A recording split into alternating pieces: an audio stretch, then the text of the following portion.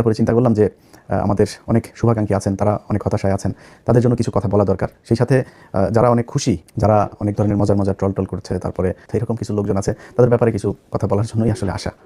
ধরেন আজকে একটা নির্বাচন হয়েছে, এটা কিন্তু 1973 সালের নির্বাচন না, বাংলাদেশের মানুষের চোখের সামনে একটা নির্বাচন হয়েছে।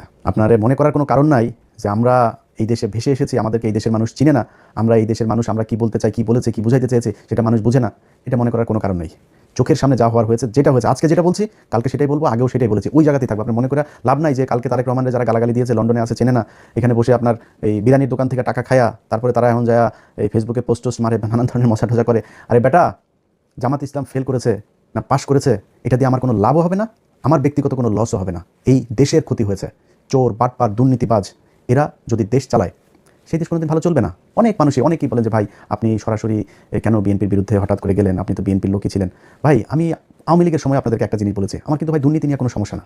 এই যে বিএনপিতে দেখেন না, আপনারা লিখে দিলাম যারা অনেক মজা টজা করছেন, অনেক খুব ভাবসাব নিচ্ছেন, এমপি হয়েছেন। এবার এমপি হওয়ার উদ্দেশ্যটা কী রে তোর? তুই চুরি করার জন্য, জাস্ট চুরি করার জন্য এমপি হয়েছিস। উপর শ্রেণীর এই চোর, তোর সন্তান একটা এমপি, চোখ বন্ধ করে বলে দেবেন বিএনপি কিংবা আওয়ামী লীগের, চোখ বন্ধ করে বলে দেবেন ও যদি এমপি ছেলে হয় ও চোর। ওর পেটের মধ্যে পারামালে চুরির টাকা বের হবে, চুরির ভাত বের হবে, খাবার বের হবে। ও যে গাড়ি চড়ে সেটা চুরির টাকার, এই বাংলাদেশের জনগণের চুরির টাকা দিয়ে। ওর বাপ এত টাকা বেতন পায় না যে ছেলেরা অস্ট্রেলিয়া, ইউকে, ইউএসএ সেখানে নিয়ে পড়াশোনা করে। সব এমপিদের ছেলেমেয়েরা বিদেশে পড়াশোনা করে, সবার, একজনও বাদ নাই।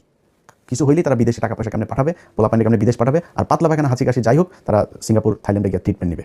এটা কমন জিনিস। টাকাটা কোথেকে আসে? তোরা চোর, বাংলাদেশে এই চুরি করে তারপরে রাজনীতি করে। কিন্তু এটা নিয়ে কিছু বলতাম না, কারণ চুরি করে আপনি যদি নাকি এখন থামাইতে যান, এটা থামাইতে পারবেন না। বা এটা একদম ইস্টাবলিশ হয়ে গিয়েছে যে এরা চুরি করবেই, এটা এইভাবেই চলবে। কালকে একজনকে আমি বলছিলাম যে কোনো এক পুলিশ অফিসারের আপনার সাথে কথা হচ্ছিল, আমি তার বললাম যে ভাই বলছে, ভাই আমরা দাঁড়িপাল্লায় ভোট দিতে পারবো না, এটা আমাদের এই উপরের একটা হয়েছে, সিদ্ধান্ত হয়েছে যে আমরা এই দাঁড়িপাল্লায় ভোট দিব না। সেটা বললাম ভাই কেন এটা এত হলেন? কয় না ভাই আমরা এটা যদি তার দাঁড়িপাল্লা যদি আসে তাহলে আমাদের সমস্যা হবে। মানে বুঝছেন তো, ওই ঘুষ খাবে, ওইটা ও একদম এই মাইন্ডের ভিতরে, মাথার ভিতরে ঢুকিয়ে রেখেছে যে ও ঘুষ খাইয়েই মরবে, ওর ঘুষ দিয়েই চলতে হবে, ও সৎ হবে, এই চিন্তা ভাবনা ওর মাথার ভিতরে নাই।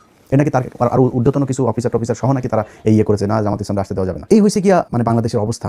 এই জায়গা থেকে আপনি রাতারাতি চলে আসবেন, এটা সম্ভব না। এরা করে, আরে বাবারে বিএনপি এসেছে, বিএনপি, তোর সমস্যা কি? তোর লাভটা কি?